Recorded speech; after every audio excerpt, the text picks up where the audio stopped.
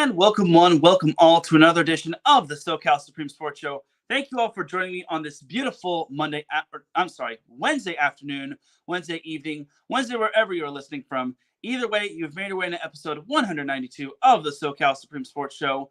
And without any further delay, let us begin. But first and foremost, the SoCal Supreme Sports Show would not be where it's at without IE Sports Radio providing the platform to go live on Spreaker. Please do follow IE Sports Radio on several different social media platforms such as X, Instagram, and Facebook, especially Facebook, and on TikTok. And we are also available on several different podcast platforms such as Apple Podcasts, Spotify, Spreaker, iHeartRadio, Google Podcasts, Amazon Music /Audible, Castbox, Deezer, JioSaavn, Podcast Addict, Podchaser. The list goes on and on.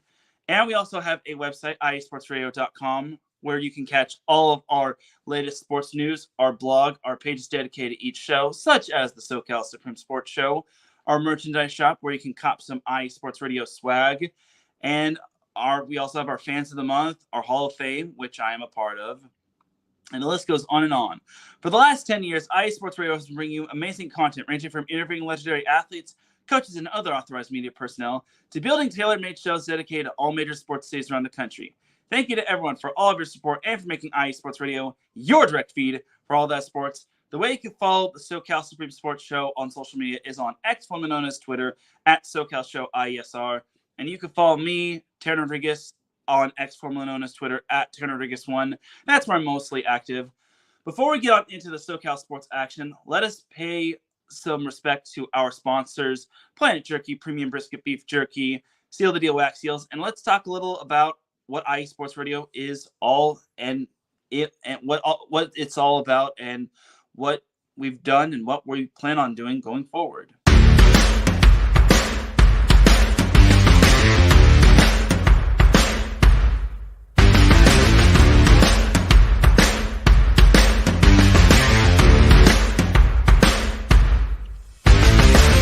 IE Sports Radio fans, this show is brought to you by Planet Jerky Premium Brisket Beef Jerky. Planet Jerky is the official jerky of the 2022 California League champion Lake Elsinore Storm, Single A affiliate of the San Diego Padres. This all-brisket jerky has gluten-free options, contains no MSG, no sodium nitrate, is low in sugar, and high in protein. Go to their website at planetjerky.net and follow them on Instagram at Planet Jerky.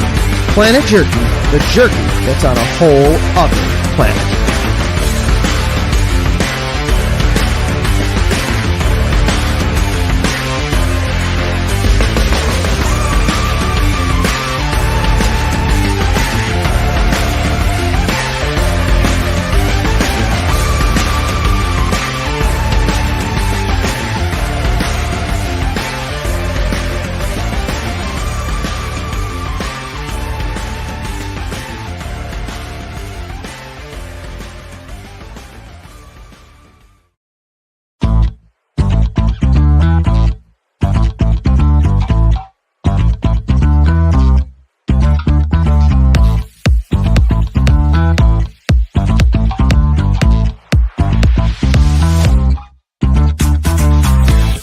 Hey there, IE Sports Radio fans. Be sure to check out our sponsor, Seal the Deal Wax Seals by Cecilia B.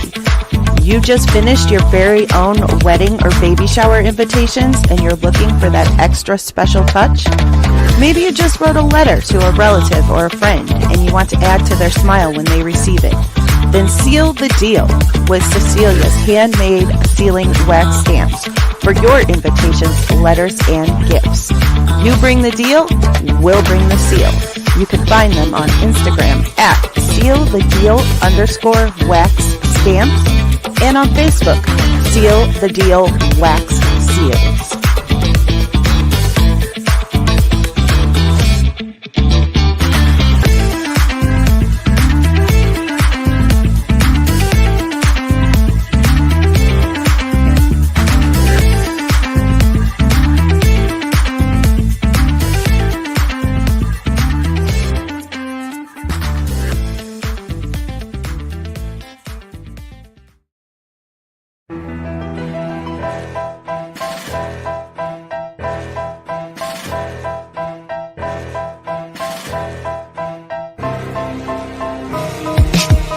For the last 10 years, IE Sports Radio has been bringing you amazing content ranging from interviewing legendary athletes, coaches, and other authorized media personnel to building tailor-made shows dedicated to all major sports cities around the country. Make sure to follow us at IE Sports Radio on X, Instagram, Facebook, TikTok, and YouTube to keep up with the latest in sports and with all of our shows. Also, make sure to check out our daily updated website at iesportsradio.com. At iesportsradio.com, you can see our daily show schedule and check out all of our show pages with personal bios to learn a little bit more about each of our awesome hosts. In addition to our show pages, you can catch the iSports Radio blog, Hall of Fame, Fans of the Month page, and our merchandise shop including t-shirts, tank tops, caps, long sleeves, hoodies, and more.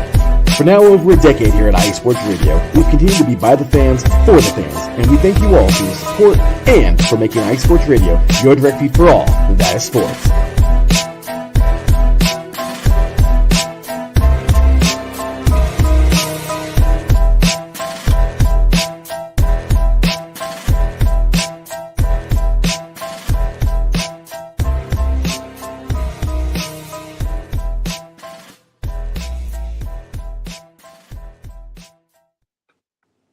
That's right, everybody. Definitely check out iSportsRadio.com and all things that iSports Radio has to offer.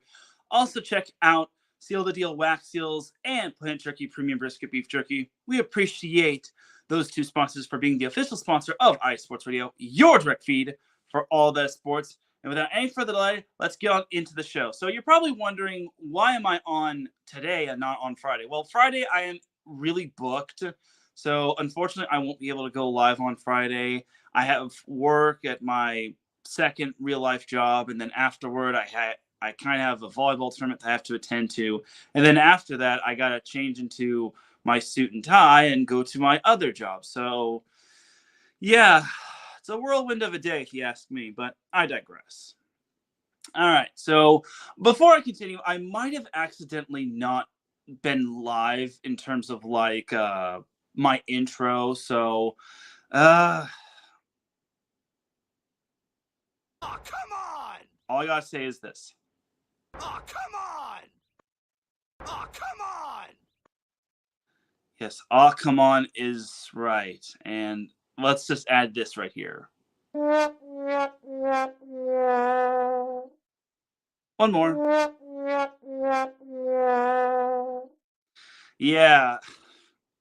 I'm sorry, everybody. If my intro was like that, if I was actually speaking and y'all heard me on the intro, but unfortunately, I feel I didn't add myself during the intro. I unmuted myself, but I don't know. But anyway, let's get on into the show. And thank you all for putting up with me. I appreciate y'all. So let's start off with the NFL, just because the NFL is king and it makes its return tomorrow, where we don't care about the first matchup being the Chiefs and the Ravens because they're not SoCal. But as for the SoCal teams, the Los Angeles Chargers will be hosting Yeah Raiders. No, that was not a sound effect. It was me saying Yeah Raiders. But I had to do the Chris Berman voice. But the Chargers are hosting the Las Vegas Raiders this Sunday afternoon at SoFi Stadium. All right, this is probably one of the better matchups, if you ask me. I think this is going to be a great matchup. It's going to be a rough and tumble matchup between two teams, two division rivals. And I hate how the Chargers have to play this team in week one, because when it comes to these two teams, anything can happen, whether it's a low-scoring game, a high-scoring game, a blowout like it was on Thursday Night Football. The list goes on and on. So the Chargers are facing the Raiders, and their injury report isn't too bad. They have a cornerback who I've never even heard of on the injury report, as well as DJ Chark, who has a hip injury. Both players actually have a hip injury. So far, the injury report looks good for the Chargers. Knock on wood. Hopefully it stays that way. Hopefully we don't see multiple injuries on that report. And Justin Herbert looks good and ready to go according to the depth chart. So I'm hoping the Chargers can really start off 1-0. Now, one of the reasons why the Chargers need to get the win to start the season 1-0 is because they got a tough schedule. They've got the entire AFC North. They've also got the Arizona Cardinals, who I think have improved a little.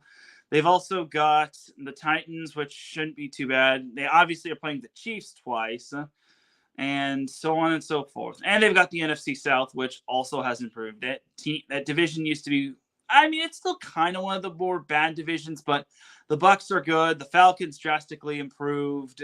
The Saints, we'll see. And then the Panthers always seem to have the Chargers number. So the Chargers need all the wins they can get so far. So as for what they can do in order to possibly get the win over the Raiders, well, they got to watch out for the run game. Whether it's, I think his name is Zamir White. Yeah, Zamir White out of Arizona State. I think the Raiders are going to try to run the ball down the Chargers' throats, and they really have to be ready. The Chargers really have to be on their A game when it comes to the run game. That was something that really have hindered them the past few seasons. But as long as the Chargers are ready for that run game, I think they should be fine. Also, Devontae Adams, he's going to get his, obviously, but I mean, as long as the Chargers are applying pressure to Aiden, well, no, it's not going to be Aiden O'Connell. It's going to be Gardner Minshew. So maybe the former Washington State quarterback versus the former Oregon quarterback in Justin Herbert. So, look, I think the Chargers can win this one. It's going to be a close one, though. I mean, when it comes to these two teams, it gets pretty ugly. These two teams don't like one another. And I think I think the Chargers, they need to start off 1-0 because if they don't, making the playoffs is going to be a lot tougher than it needs to be. Just because the AFC is so stacked. And even though I am confident in my Bolts, Bolt gang, don't bang, I think the Chargers really need to go all out in this matchup against the Raiders. If they win by more than 7 points, then great. But I would like to see a win regardless, even if it's Cameron Dicker making a game-winning field goal with time expiring. So my prediction for the Chargers-Raiders game is Chargers 24, Raiders 17. So that oddly looks familiar, as that was the score from when the Chargers were able to beat the Raiders last year, back when Josh McDaniels was the head coach. But the Chargers, I really think they can win this one, and it's so important to win because starting off 0-1 would be not fun. It wouldn't be good, especially with Carolina on the horizon. And as I've said, the Chargers have really struggled with the Panthers as of recent, whether it's Kyle Allen at quarterback, whether it's Paul Walker at, was it Paul Walker? No, Teddy Bridgewater. Whether it's Teddy Bridgewater at quarterback, the list goes on and on. The Chargers have struggled with the Panthers no matter who is at quarterback. So the Chargers really have to start the season on a high note, and they really have to start strong.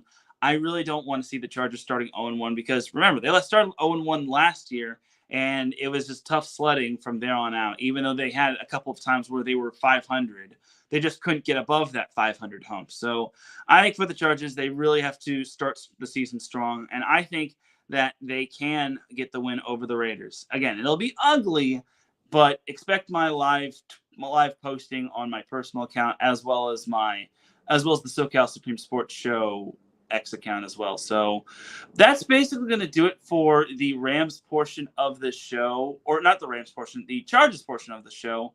Next up, we got the Rams. So the Rams are playing the Detroit Lions on Sunday Night Football at Ford Field. All right, so our Detroit host, or our Michigan host, I'm not kidding you that this guy has this name. His name is Chicken Nugget King. Well, creative name for starters, but I think his name is Anthony. But on his show, Motor City Grit, he's literally running his mouth. And that's not a bad thing. I get the confidence. I get that he was high on the Lions beating the Rams last year at Ford Field in the wild card round. But I hope for the Rams' sake they can kind of shut his little mouth up. Nothing against our host, Chicken Nugget King, but I will say I really want to see the reaction from him. If you saw his show yesterday, I think it was Monday. Monday at 4 p.m. Pacific time, 7 p.m. Eastern. He did a good job, even though he was only live for like 22 minutes because he had to make way for Adam Karnick and his show, Chi-Town Weekly. But he did a good job with his show, and I will say I like his show. But the dude is really ran his mouth. And I'm sorry to the chat room. I have to acknowledge the chat room, Ralph Kalisa, and he says, have an amazing show. Alden K, aka Always Arizona Sports, he says, "Sup, Teran, have a good show, man. Thank you." And okay, all right, this guy right here, Andre, aka Andre Area Sports. He says, "SoCal Supreme, thanks for tuning in. Great show today with the NorCal Sports Report." And then my man Drewski, he says, "What's good, Teran?" Drewski checking in. Have a great show. Thanks, man. And then Yukio, iSports Radio's super fan, or no, first ever Hall of Famer. He says, "Good evening to T-Rod. Have an amazing show." I appreciate that. Calling me T-Rod. And Ralph Cleese. Okay. Ralph Cleese, he actually posted a comment about volleyball, which I'll be going live tomorrow, but I digress. And thank you to Andre. He says, "Smash that like button." Yes, smash the like button indeed. And Jen B also says, "Hope you're having a great show, Teran." Thank you, Jen. Appreciate y'all tuning in the comment section. And if you're listening on the playback, I greatly, greatly appreciate you. Salute to you. All right, but back to the Rams. All right, this is going to be a tricky matchup with this Rams team. I think the Rams definitely have a shot. I think most people aren't really giving them the credit that they deserve. I know they lost Aaron Donald. I know the defense is going to be young, but I feel they have a good chance at beating the Lions. If they dig in deep, I know some of their corners are young. I know they have a lot of young guys on their defense. It's not like the 2021 defense, which wound up winning the Rams the Super Bowl, but I digress. But if the Rams just play to the level and they watch the run game, they could win. And obviously, Jared Goff is going to have his throws to his amazing receivers like Amon-Ra St. Brown, Jameson Williams, Sam Laporta potty. I'm just kidding. Sam Laporta's clean. But for the Rams, they just have to watch the run game. That's my biggest concern because they've got a two-headed monster in David Montgomery and Jahmyr Gibbs. So I'm hoping for the Rams' sake they are able to slow down the run game. And I know their defense is young, but if they can get some pressure on Jared Goff, then that'll just make things a lot tougher for those Lions. It certainly isn't going to be easy, but honestly, I think I'm confident in the Rams. I feel they have a good shot at winning. I don't think people are giving them enough credit. I feel this is going to be part of the whole week one chaos. Some people are saying that the Washington Commanders are going to be the week one chaos team, but I don't think they're going to beat the Bucs. Nothing against Jaden Daniels, but who actually is a SoCal native. So I have a reason to talk about that, but I don't think it's possible, but who knows? Maybe I'll be wrong. But as for the Lions and for the Rams, I basically went over what the Rams can do. They just got to slow down the run game. They also have to get pressure on Jared Goff, and they have to basically play their game as well. Now, I don't know if this is true, but why is Kyren Williams going to be returning punts? Do the Rams not have a decent punt returner? I don't know. But if that's the case, then that's a mistake. But Blake Corum is also a good running back. Keep an eye on him. I like me some Blake Corum. I loved seeing him in the college football playoffs last year. I think Blake Corum is going to be so fun to watch for the Rams. But as for the Rams entirely, I think the Rams win 28-24. Now, you're probably thinking, why so close? Well, I think because I feel the Rams just have the offense to match the Lions. I feel that as long as the Rams get the pressure on Jared Goff, like I said, slow down the run game, do all that sort of thing, I think the Rams should be fine. I know they're playing in Detroit, and Ford Field is going to be rocking, but I will just say I think those Rams are going to be ready. But we'll see. I mean, this one is kind of a 50-50 game. I still think that the Rams defense is still a work in progress, but everyone picked against the Rams when they played Seattle, including me. I didn't think the Rams were going to beat the Seahawks. And then lo and behold, the Rams just belted the Seahawks. But then again, the Seahawks and the Lions are two totally different teams. So we shall see. But I like my pick of 28-24. I'm going to be real as possible. I'm not just going to pick the Rams to win every week or the Chargers to win every week or both to win every week. If they face a team that is going to be a ringer or a team that they certainly cannot beat, like, for instance, the Rams taking on the Niners or the Chiefs facing the Chargers or something of that sort, I'm not going to shy away to pick against my team. I'm as real as they get. I'm not going to just feed y'all false hope and say, oh, the Chargers are going to win, when in reality, they're probably going to get demolished by the Chiefs. But I digress. All right, but Drewski says you should, though, as in I should pick my teams. Yeah, I mean, I still like being as real as possible. I don't want people to basically say, oh, this guy's feeding me false hope. What's the word? A fair weather fan. I mean, I try to be as real as possible, but I will try to give reasons why I think a team will win, or why the Rams or Chargers will win, or any college football team of mine will win. So we'll see. Patty Bax, thank you for popping into the chat room. She says, great show, Teran. I appreciate you for tuning in, Patty. So, all right. So that's going to do it for the NFL portion of the show. Let's talk a little bit of some college football. And well, we got quite a bit happening. We had quite a bit happening this past weekend. So we're actually going to go with the good instead of the bad. And that's not red.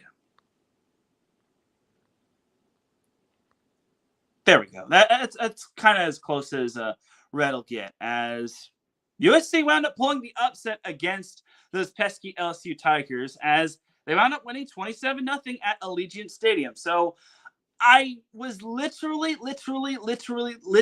scared for this match, just because USC has had awful luck playing at Allegiant Stadium, hence the Pac-12 championship games in the past. But thankfully, USC was able to conquer their demons. And Miller Moss, he had himself a masterclass performance. I basically said this at my other job. I guess this is a quick plug. I kind of report on high school sports, and I basically said Miller Moss is going to have a masterclass performance and USC is going to win. And I actually made a little bit of a friendly brunch wager with one of my friends who's a UCLA fan. And let's just say I'm going to be having some brunch the next couple of weeks, but we'll see. But as for USC, they wound up winning, and it came down to USC's defense clutching up. And that's my biggest concern for SC, their defense.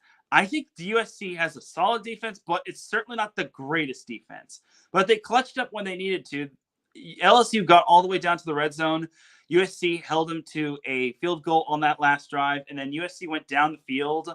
Albeit LSU did have a questionable targeting penalty, but it should never have gotten to that point. So I was concerned that USC was going to have either kick the field goal, or they were going to score, and then LSU was going to have some time left, or LSU was going to score, and then USC was going to need the touchdown.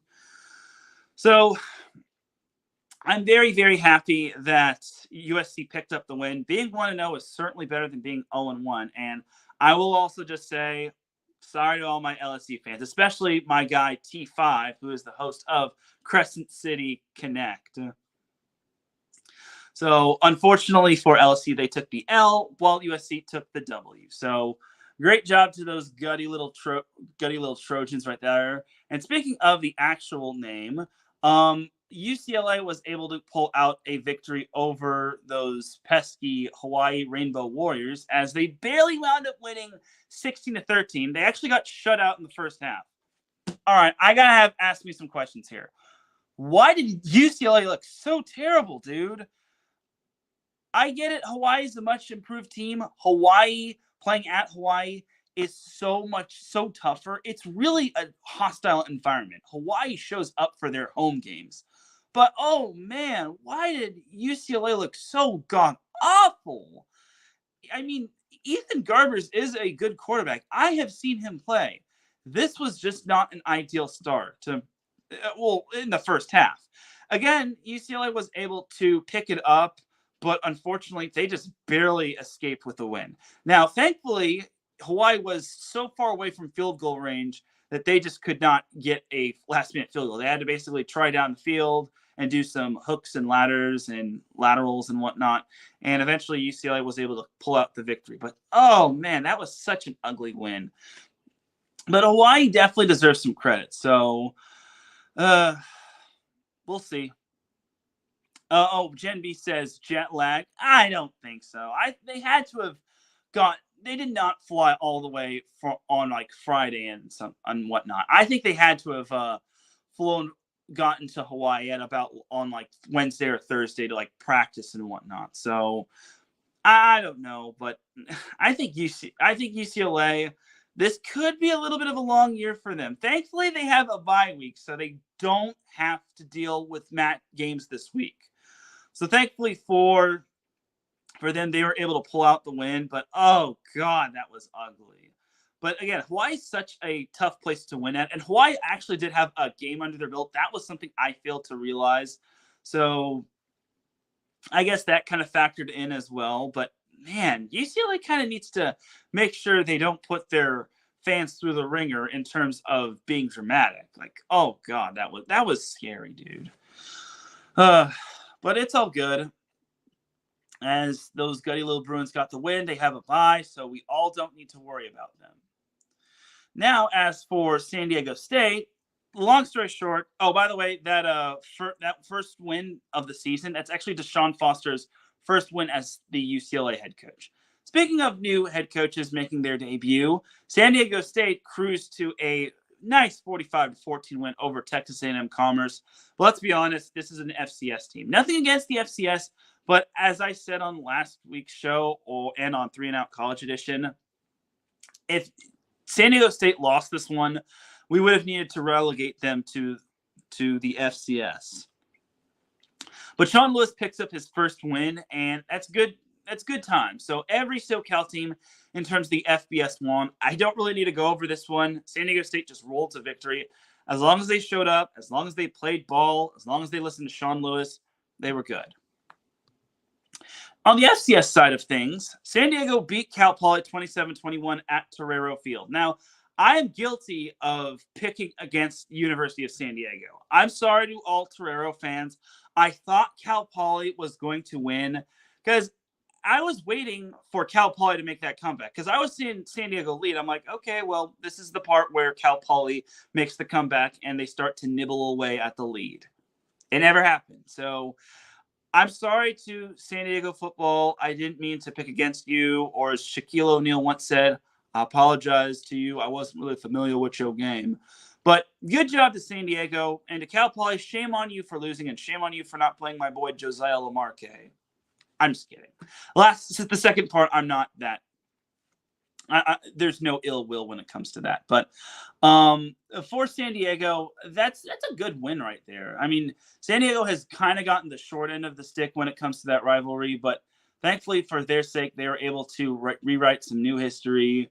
So good job to those gutty little Toreros. And that basically will do it for that matchup. Again, it was a hard-fought game, and to Cal Poly's dismay, they had 3 turnovers, 3 interceptions from their quarterback, which one of which was returned for a pick 6. And then even though Cal Poly had a fumble return touchdown, they still wound up losing. So Cal Poly's got to shore up that offense. Maybe actually play Josiah Lamarque, who has blinding speed, and he can basically play both sides of the ball, but I digress. That's just me being a homer. So this week's college football games in Southern California, for Southern California. So in the FBS, we have Utah State and number 13 USC. Yes, USC went from number 23 all the way up to number 13 after that big win over LSU. That was fun. And then for San Diego State, they host Oregon State, and then UCLA has a bye. For the FCS, we have Cal Poly heading down to Stanford to take on the Cardinal, which that's maybe going to be tough sledding. It all depends. And then San Diego will host Central Washington, which they have not played a game this season. So I expect those Toreros to pull out the win. But my predictions for each game, USC will beat Utah State 52-17. Let's be real. Utah State kind of struggled against, I forget who Utah State played last week, but it was an FCS opponent.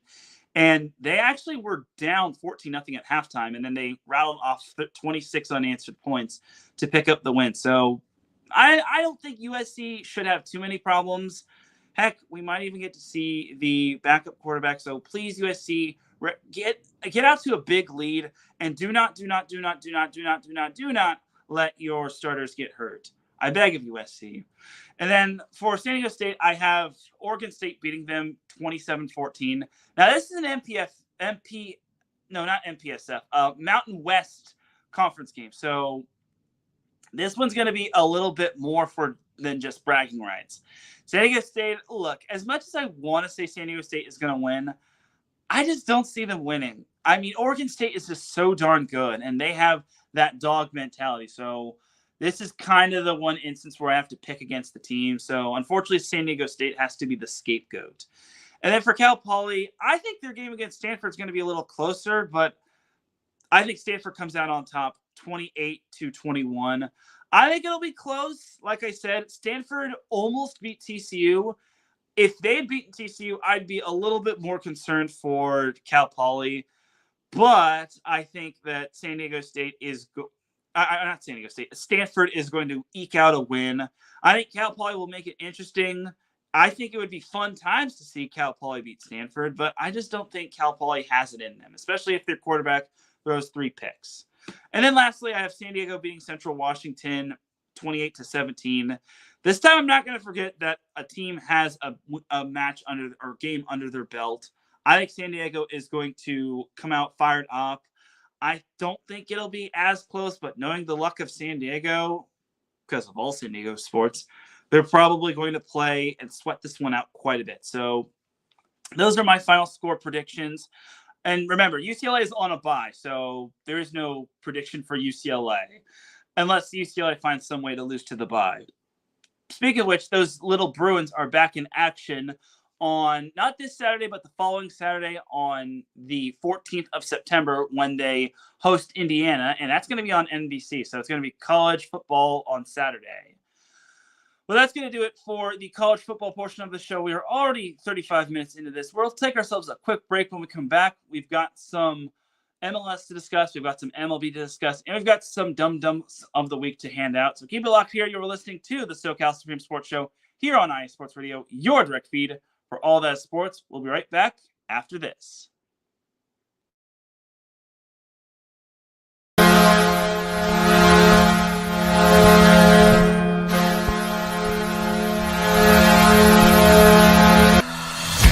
Hockey fans, I'm Adam Kernick. And I'm Zach Puplis. Together, we are the newest version of Hockey Talk on IE Sports Radio, The Neutral Zone. Zone. We love hockey, but we also know it's not everyone's first sport. So we want to make this show as much for new fans as for the diehards. Whether you can name all the Swedes on the 08 Red Wings Stanley Cup team, or if you can't tell if Varlamov is a goalie or the latest trendy vodka, we're here to help. With facts, figures, and outrageous fans, we bring you all the hard-hitting hockey news you can handle, while still keeping it fun and on the rails. Well, mostly. So tune in every week as we go around the hockey world, from college to Canada, the minors and the majors, and everywhere in between. So bring your cellies. And your one-timers. You wicked wristas. And be sure to protect your 5-hole. Catch the Neutral Zone every week on IE Sports Radio, your direct feed for all that is sports. We promise not to pick on the Arizona Coyotes every episode.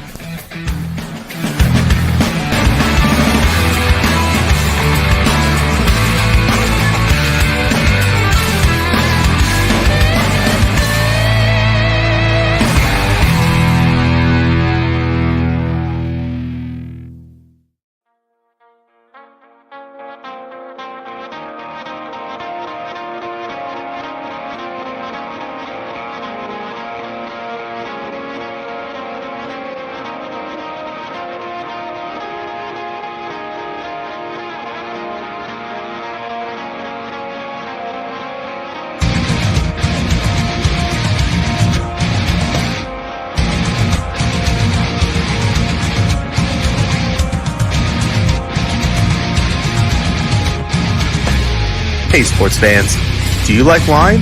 Well, we've got the show for you. This is Let's Wine About Sports, a show where we talk about wine and sports simultaneously. From the classic Cabernet Sauvignon all the way down to the grapes that you've never even heard of before. Oh yeah, we cover it all. And we'll talk about a little bit of sports as well. Football, hockey, collegiate, women's sports, it doesn't matter. We're going to talk about it all, and we're going to whine about it all. So join me Monday at 8 p.m. on IU Sports Radio, your direct feed for all that is sports.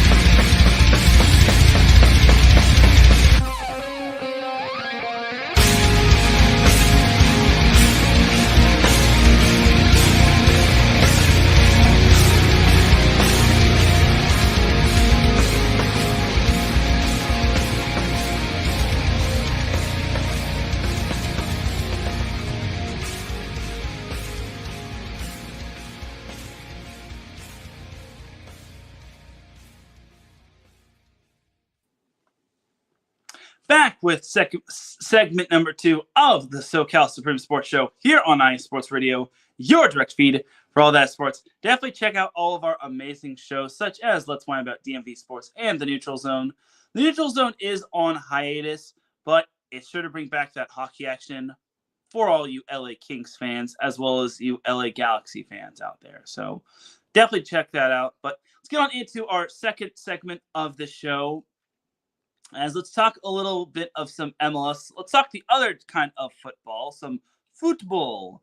And it was not a fun week to be a LAFC or LA Galaxy fan. So let's rip off the Band-Aid. Let's talk about LAFC's loss at BMO Stadium to Houston as they wound up losing 2-0.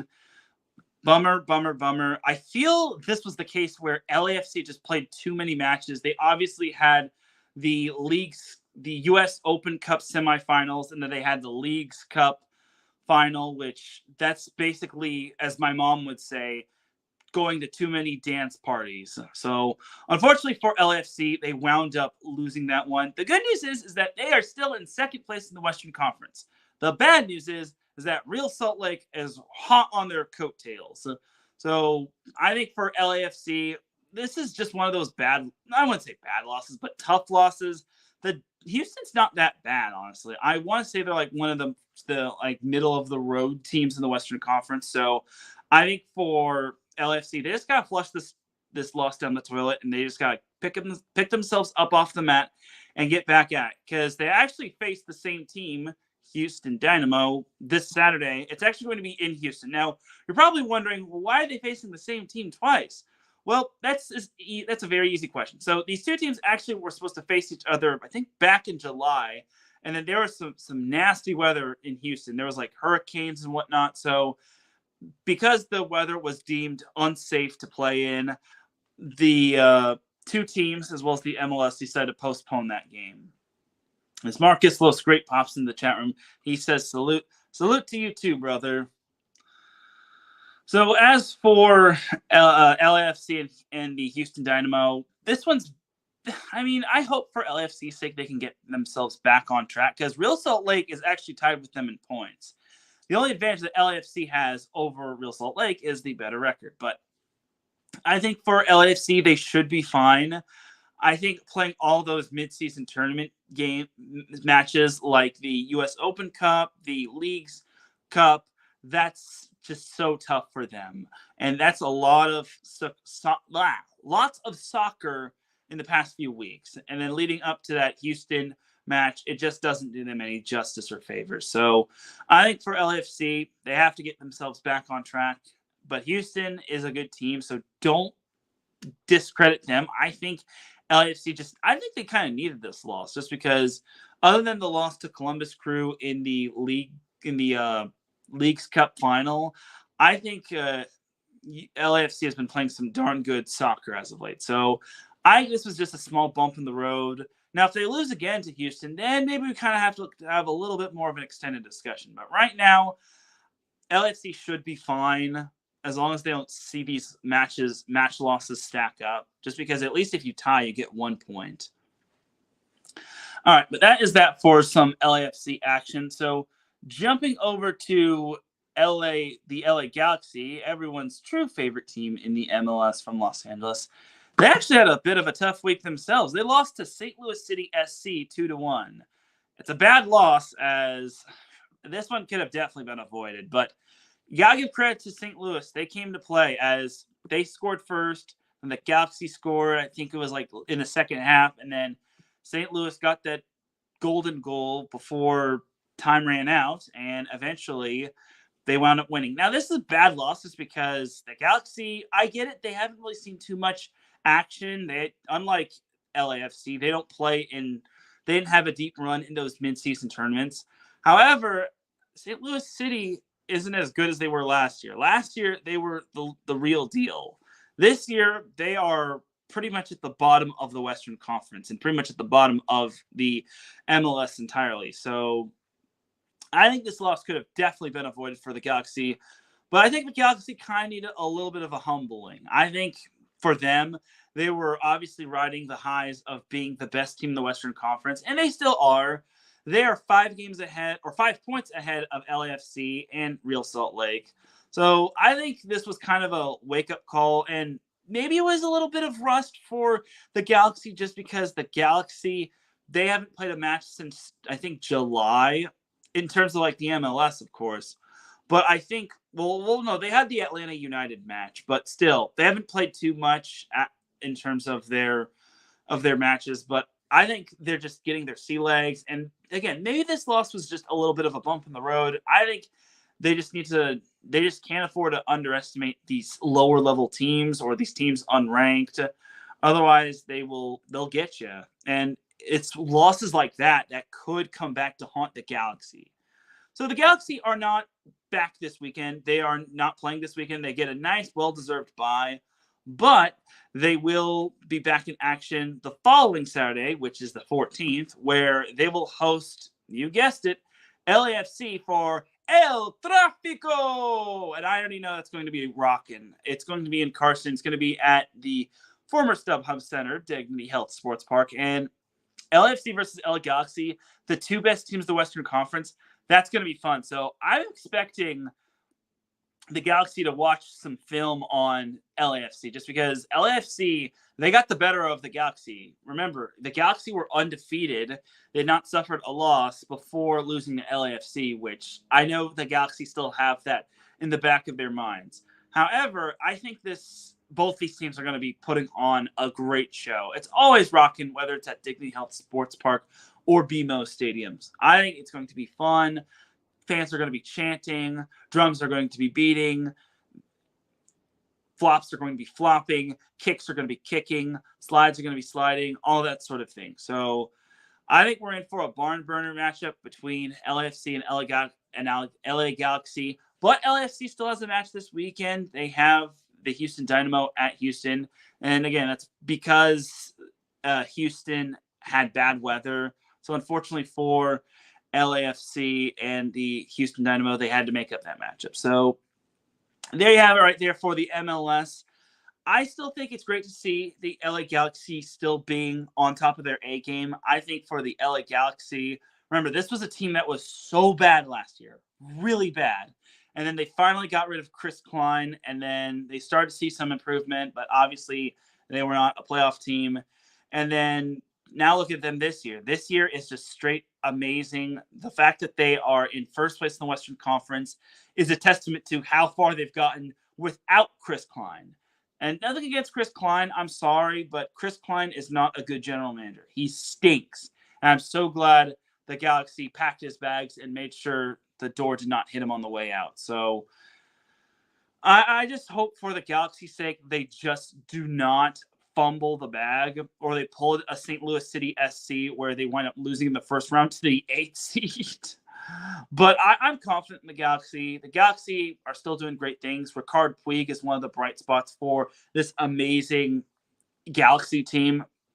And whether they win on the following Saturday or not against LFC, I think it'll still be a great matchup, and it still doesn't take away from the hard work that the Galaxy have done. Now, if they win next Saturday, then that's a statement win just because, again, second best team in the West. I think it translates to all the hard work and having that nice little bit of a week off after having 2 straight weeks and whatnot. So I think, in my opinion, LFC needs a bye in the worst way just because of all of the midseason tournament matches that they're playing. And it doesn't end for LFC just because they play Sporting KC in the U.S. Open Cup final on September 23rd, I think. I think it's the 23rd, if not the 25th. I know it's on a Wednesday, but regardless, LAFC is not done with the midseason tournaments. Not quite yet, at least. But I think both teams are doing extremely well. I could not be more proud of both teams, especially LA Galaxy. The Galaxy, in my mind, they're kind of the closest thing to my team in the MLS, just because, I mean, I don't hate LAFC, but I loved growing up with Landon Donovan. He was amazing, and he's still doing amazing things for SoCal, as he's now the head coach of San Diego Wave FC of the NWSL. So there you have it right there. All right, but that's going to do it for the MLS portion of the show. Again, it was a tough weekend last weekend for the Galaxy and LAFC, but this week's a whole new week, and for the Galaxy, they can basically lick their wounds, watch some film on LAFC, and get ready for El Tráfico. So there you have it right there. It's going to do it for the MLS portion of the show. We're going to take ourselves one last commercial break. When we come back, we've got some MLB to discuss, and then we've got the Dum-Dums of the Week. So keep it locked here. You are listening to the SoCal Supreme Sports Show here on IA Sports Radio, your direct feed for all that sports. We'll be right back after this. What's up, sports fans? You're listening to IE Sports Radio, your direct feed for all that is sports. I'm your favorite West Coast Wisconsinite, Bernie Bango, and if you're a cheesehead, come listen to my show, Big Cheese Sports, where we road trip around America's Dairyland, previewing, reviewing, predicting, debating, and digging into all that is Wisconsin sports at the college and pro levels. Join me on IE Sports Radio, Sundays at 1 p.m. Central Standard. Bernie out.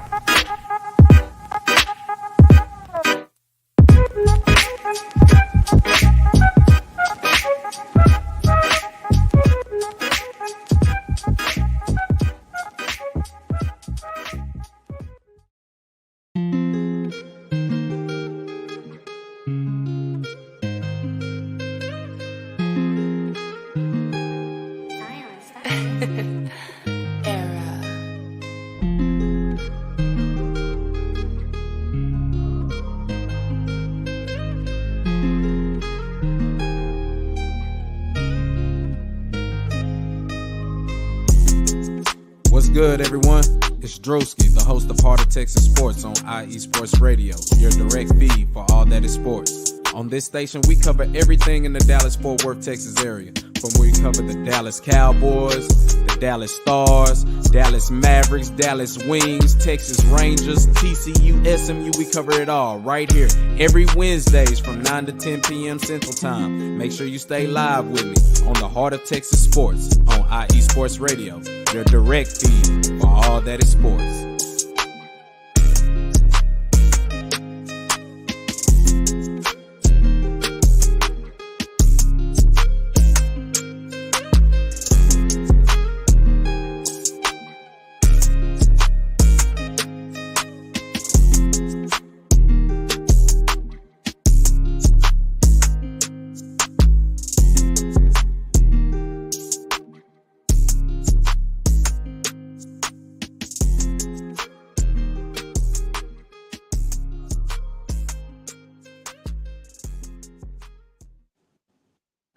And we are back for the final segment of the SoCal Supreme Sports Show here on IE Sports Radio, your direct feed for all that sports. After this show, coming on up at the top of the hour, we have the Heart of Texas Sports with my man Drewski, who was popping into the chat room earlier. I appreciate him and everyone else that was tuning in. Also, definitely check out Big Cheese Sports with Bernie Bango.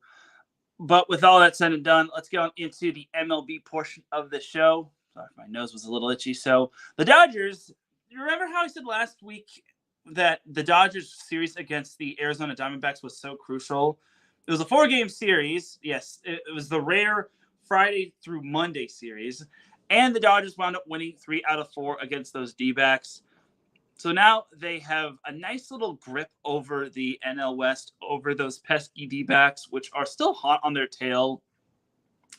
But the Dodgers, Well, here's the thing about the Diamondbacks. They're actually not even ahead of the Padres, which I'll get into in a little bit. But the Dodgers are 5.5 games ahead of those Padres, and the Diamondbacks are 6 games back of those Dodgers. So good, nice little wins right there. Nice 3 out of 4 win. The only game that the Dodgers really struggled in was the Sunday game, where, oh man, that was the case of the Dodgers fell behind early and looked as ugly can be. So unfortunately for the Dodgers, they wound up losing that game on Sunday, but they wound up winning on Friday, Saturday, and Monday. So I got to give credit to the Dodgers. I was a little concerned, but then again, if you all heard Alden K's show, AZ Sports Zone, you heard that he said that the Diamondbacks are not at full strength and they will not be showing their full potential against the Dodgers. So unfortunately for the Diamondbacks, we didn't get to see, we as Dodgers fans didn't get to see what they're truly made of. Fortunately for the Dodgers, they were able to get 3 out of 4 wins to extend their lead in the NL West. So far right now, the Dodgers are playing the Angels to start the week, as they actually took the first game against the Angels. This is being played at Anaheim Stadium, or Angel Stadium, where the Dodgers wound up winning the first game 6-2 in 10 innings. So it's tied 2-2. Eventually, the Dodgers brought home the man on second, and then Mookie Betts hits a 3-run homer to basically put the game out of reach for the against the Angels, which, again, this just goes to show how that loss right there is basically the biggest slap in the face for the Angels, because the Angels played so hard. They even had one pitch where it was 105 miles per hour, but unfortunately for the Angels, they did not win. Again, I know it's tough for them just because they don't have Mike Trout. He's out for the season, but unfortunately, this is just sad right here. I just want to puke. If you're as a true blue Angels fan, I just want to puke at how the Angels just continue to stink, but it is what it is. So there's that right there for the Dodgers right there. I don't really want to discuss the Angels because they are just straight up bad. It seems like it gets much worse instead of getting much better for the poor Angels, but it is what it is, unfortunately. And this year, at least for the Angels, they're probably going to have like a top 5 pick, but it is what it is, unfortunately. Now, as for those little Padres, so they actually won 2 out of 3 against Tampa Bay last weekend, against those Tampa Bay Rays, which is nice. And they actually wound up beating the Detroit Tigers to start the season on Monday. I actually think that's a typo, as I meant to say Tuesday. But regardless, you know what I mean, as the Padres wound up beating the Rays 3-0 in the first game of the series against those Detroit Tigers. So the Tigers have actually some ambitions of clinching a wild card spot in the American League, but it's still a little bit of a crapshoot for them. But don't count them out. They have something to play for. The Padres have something to play for. They're probably going to be playing for the wild card spot unless they get hot late in the season and the Dodgers suddenly cool off, and then suddenly the Padres are right on the Dodgers' coattails for that NL West spot, or what NL West crown. So that's good news right there, and I don't know why this clicked off, but oh no, not this again. All right, sorry about that, everybody. It seems to happen with the whole me turning sideways thing, but I try my best to try to make sure that it doesn't happen. I guess I should have flipped my phone before when I was on break, but it is what it is. I only got to see it for like 5 seconds, but that's going to basically do it for the MLB portion of the show. The Dodgers, okay, I was going to say this for the Dodgers. It's good that they're beating the teams right now in the regular season, but I really want them to actually have some success. Again, if they don't have a playoff win, or if they get one and done again, this season's going to be deemed an absolute failure. Even with all the money that they've thrown at like pitchers and Shohei Ohtani, if they find a way to get one and done in the playoffs, I'm going to be sick to my stomach. So please, for the love of God, Dodgers, come up clutch in the freaking playoffs. And for the Padres, I'll just say this. It's good that they're having success as of late. It's good that they took 2 out of 3 against the Rays. 3 out of 3 would have been even better, just because that would have gotten them closer to the Dodgers. But I think for the Rays, or for the Padres, you can't complain too much just because you're still in the position to win the NL West, and you're in an even better position to win at least one of 3 wild card spots. Now, depending on which wild card spot they get is going to be the X factor. Because if they get that first wild card spot, they could be playing the Dodgers in that 4 versus 5 if they win that 4 versus 5 series, and that could be very fun right there. Whereas if they get the 6 or 7, they'll be facing the 2 seed. They'll either face the 2 seed most likely, or they'll face the 3 seed if they make it out of the first round. So we'll see what happens with the Padres. And then the Angels, it's a miracle that they haven't been eliminated. It's a freaking miracle that the Rockies have been eliminated sooner than the Angels. But the Angels, they're pretty much dead in the water, and there's nothing that really needs to be discussed with them. My only thing is, who are they going to draft? Hopefully it'll be a good pitcher and whatnot, so we'll see. All right, but that is that for the MLB portion of the show. Before we get on out of here, we have to go over the Dum Dum of the Week. So no one is safe from the Dum Dum of the Week award. It's an award I like to give out to, which basically, wait. I'm sorry, everybody. Before we give out Dum Dum of the Week, we actually have one more thing to discuss when it comes to the Southern California landscape of things and its super duper importance.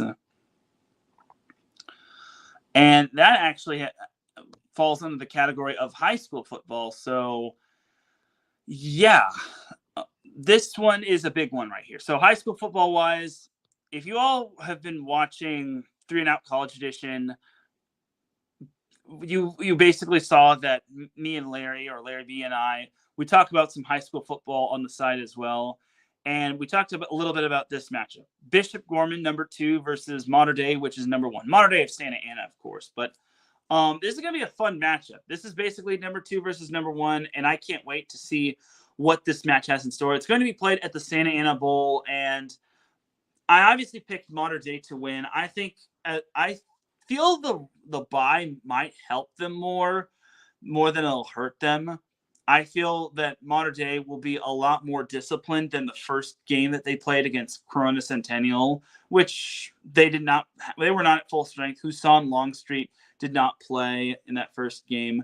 So I think for Mater Dei, I think this is their time to really prove themselves that they should have been national champions, because they were named national champions in high school football of America, but they were not named national champions in terms of like Max Preps or CBS Sports. So I think Mater Dei will win. I didn't really put down a score, but I think Mater Dei wins this one probably 35-31, if not 35-27.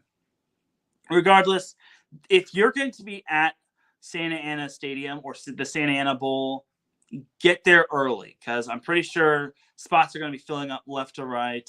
This is the hottest ticket in high school football. I guarantee you all that. Quote this, book it. It's going to be a fun matchup between the Gales and the Monarchs.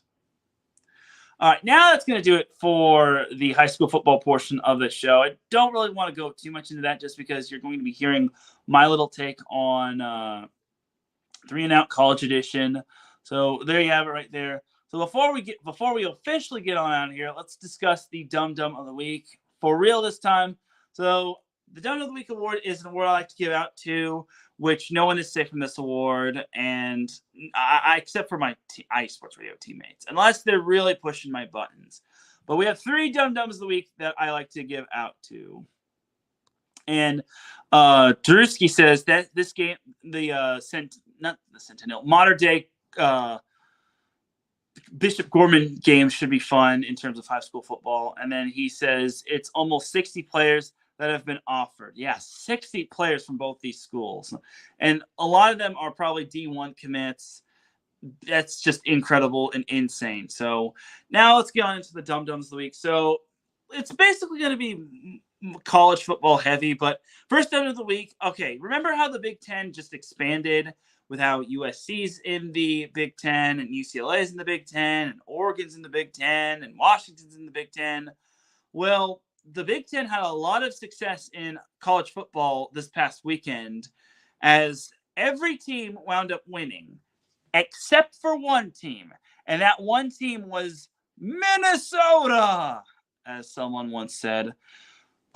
Minnesota, I am so disappointed in you. You were the only Big Ten school that wound up losing. You lost to North Carolina, who if I recall correctly, I think their quarterback might have gotten hurt. But oh my God, Minnesota, why do you got to ruin things for us? I get it. Minnesota's kind of one of those cursed sports cities, but why do you got to ruin this? The Big Ten almost went a perfect 18-0, and you wound up losing to North Carolina, an ACC team.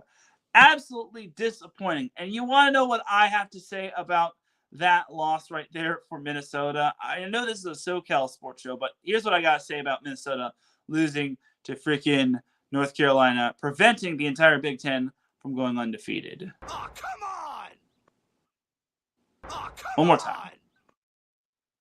Yes, oh, come on is right. So, gosh dang it, freaking Minnesota for losing, being the only Big Ten team to lose in week 1 or week 2 or whatever week it was. It's week 1 because week 0 was basically just Georgia Tech, Florida State, and some of these other outlier teams. So for Minnesota losing and being the only Big Ten football team to lose this past weekend, they are the first of the 3 dum-dums of the week. One more time for that. That's the first dum-dum of the week. So the second dum-dum of the week is, well, it still has something to do with college football, but let me just say, LSU, how y'all feeling after that loss? I'm not going to try to be a guy that rubs it in, but man, LSU was running their mouths regarding the whole game, and they said they were probably going to beat SC by quite a bit. Every LSU fan was wilding.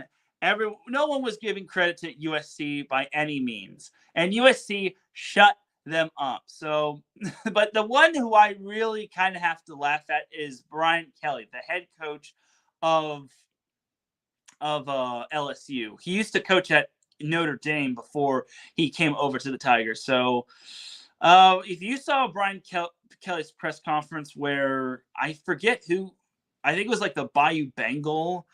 Someone asked a question, and then he said, "I feel we are sitting up here again. We are sitting up here again." He had a little bit of a temper tantrum where he just stomped.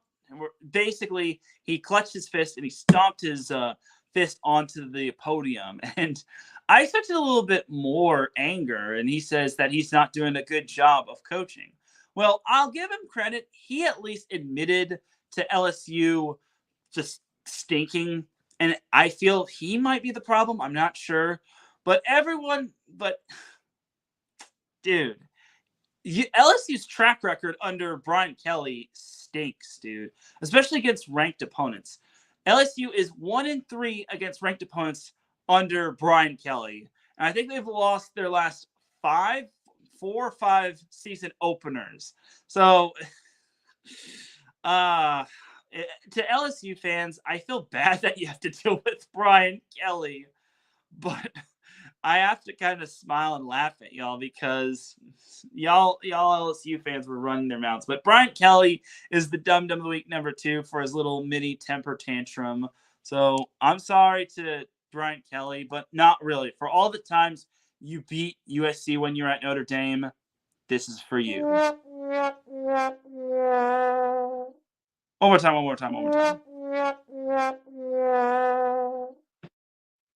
All right, so that is the second dum of the week. Now, the third dum of the week, it's personal for me. All right, for those that play fantasy football, I hope you understand that it's kind of not easy. But let me just tell you, fantasy football can be a little frustrating, especially during draft day, where some people forget about the drafts or some people just can't do the draft just because they're working and whatnot. So in one league, I have remembered to basically do the draft, which is good. Now, you're probably wondering, well, what does this have to do with anything? Well, I will just say, in one of the leagues that I'm in also, it's just so darn frustrating that in one of the leagues that I'm in, we've had to do redrafts because everyone was not able to partake in the draft. And also, everyone hasn't been cleared because from last year's draft or from last year's fantasy football league. So it really, really, really, really, really, really irks me. And for those that do redrafts, you have a special spot on Dum Dum of the Week. I swear, I had an A+ draft when it came to this fantasy football draft. And then unfortunately, not everyone was on board, and literally it got wiped away. It's erased, it's gone, it's into the void. It really makes me mad. And my commissioner did apologize, but I'm just going to say to everyone that does redrafts, you better have a darn good excuse. If if there's any solution to this, you have to do like a poll or a vote and say, I don't like my team, let's redraft. But this is ridiculous. I had a freaking A+ draft, and because not everyone was on board to drafting and everyone had everything set on auto draft, I lost my perfect A+ draft. And now I have to redraft again. I have to redraft again tonight at 7:30. And I gotta miss my boy Drewski's show. So to anyone who does redrafting, please, please, please stop. Please and thank you. And to anyone that redrafts within their league, I have a couple things I gotta say to you.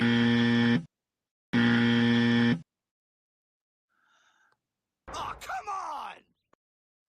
Come on! Yeah, I feel like playing all the sound effects right now. But please, for the love of God, fantasy football managers, do not redraft. Do not be like the guy in my league who had to freaking redraft.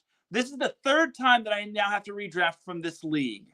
And I swear, if I have to redraft one more time from that league, I'm just going to not do it just because it's freaking free and there's no money and it's just like awards for fun. So to anyone that does redrafts in their fantasy football league and to the fantasy football league operators or managers, you're dumb of the week for having redrafts and having that sort of thing. There should not be any fit. There should never, ever, ever, ever, ever be redrafts unless there is a full vote on redrafts and whatnot. So to everyone that basically has redrafts, you're dumb of the week. And to the fantasy football managers and league operators that have redrafts or do redrafts, you're dumb of the week. One more time. And I know fantasy football is not deep, but oh my God, it's something I really get frustrated on when I have to redraft or if I miss a draft. Like, some people have lives, I get it. But if I'm missing my fantasy football draft because of work, that's not fair to me. I can't just hide in the bathroom stall and basically tell my coworkers, oh, I have a fantasy football draft. No, it's like, I'm sorry. I had to get that little rant off my chest just because I really loved my A+ draft. And if I lose my fantasy football league because of a redraft, I swear to God, there will be carnage. I'm just kidding. There's not going to be carnage. It's not that deep, but I digress. All right. Before I lose my mind, that's going to do it for this week's episode of the SoCal Supreme Sports Show. Thank you, everyone, for tuning in. I really do appreciate everybody tuning in. If you listen live, I appreciate you. If you listen on the playback, I appreciate you. If you listen at work, I appreciate you. If you listen at any time, any place, anywhere, I appreciate you. Big shout to the chat room. Patty Bax popping in. She says, another great show, Teran. You look so cool and comfortable. Always love the dum-dums. Yes, thank you, Patty. Shout out to Drewski. I appreciate you. Shout out to Jen B. I appreciate you as well. Shout out to Andre, a.k.a. Dre Area Sports. Do what the man says. Smash the like button. Ralph Cleese, also, I appreciate you. Yukio, I appreciate you popping in live. Alden K, a.k.a. Always Arizona Sports, I appreciate you as well. So with that being said, I swear I will be back on the normal time next Friday unless I say further noticed, because you never know what could happen, a la 2 weeks ago where I had – I'm sorry, not – yeah, it was 2 weeks ago where I had vertigo and I had to cancel the show pretty much 2 hours beforehand, which was not fun times. But I'm back. I'm here. I ain't going anywhere. So I will see you all tomorrow for Set Point. If you all didn't see, I have a big guest lined up, a big-time guest, Emily Eamon of the Big Ten Network. Definitely check that out at 10 a.m. Pacific time. And I will see you all on the other side. And also, please stay cool and hydrated. It's going to be very hot in Southern California, so stay hydrated, stay cool. Just please don't go out in like very hot weather and like suffer from heat stroke. But I'll see you all tomorrow for Set Point. Have a great week. Have a great weekend. Let's go Chargers. Let's go Rams. Let's go everything SoCal. Remember, SoCal is for SoCal. Peace. And I got one more thing to say. One more time. I guess it didn't play, but regardless, see you all next week or tomorrow.